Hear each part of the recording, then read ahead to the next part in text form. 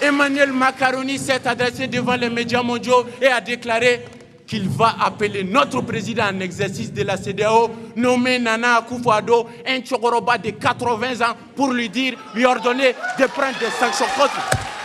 Ce qu'ils ne savent pas, c'est qu'une monnaie qui défavorise les exportations conduit à une balance commerciale déficitaire et donc une monnaie contre le développement économique. Et enfin, ce qu'ils ne savent pas, c'est que le franc CFA est une monnaie arrimée à l'euro, ce qui en fait une monnaie à taux de crédit très élevé selon l'économiste sénégalais Dongo Samba Sylla.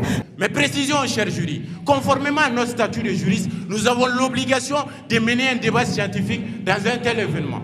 Mais malheureusement, nos chers amis contradicteurs, avec un statut d'ouvrier non qualifié, veulent nous amener dans un débat des chantiers. Attention aux ennemis.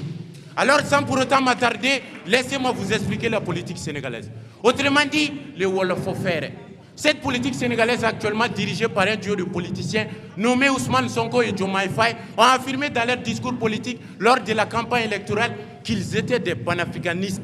Un mot trop beau qui n'a pas du tout emberné les juristes que nous sommes, puisque nous savions qu'il y a deux types de panafricanistes. Le panafricanisme radical d'un côté, incarné par Modibo Keïta, qui estimait qu'il faut radicalement lâcher la main du colonisateur et sortir du néocolonialisme. Et de l'autre côté, le panafricanisme modéré, incarné par Léopold Sédar Senghor, estimait que non, il ne faut pas radicalement lâcher la main du colonisateur, mais plutôt continuer à collaborer avec celui-ci. Alors, en se fiant sur des discours politiques, il semblerait que les nouvelles autorités sénégalaises se trouveraient du côté des radicaux. Au côté, maintenant à nous d'analyser. Le lundi 4 juin 2024, après une visite supposée amicale tenue au Mali et au Burkina Faso, le président sénégalais Bassirou Diomaye Faye a accordé une interview à la chaîne TV5 Monde à 14h33 où il a déclaré qu'il va tout faire pour que les pays membres de l'AES puissent revenir à la CEDEAO. Kabakoukma.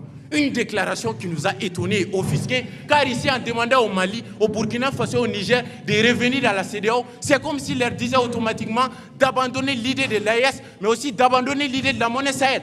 Mais ce qui est pire, c'est que le président sénégalais sait très bien que la CEDEAO est une organisation manipulée par une main extérieure. Et cette main extérieure, vous la connaissez tous ici.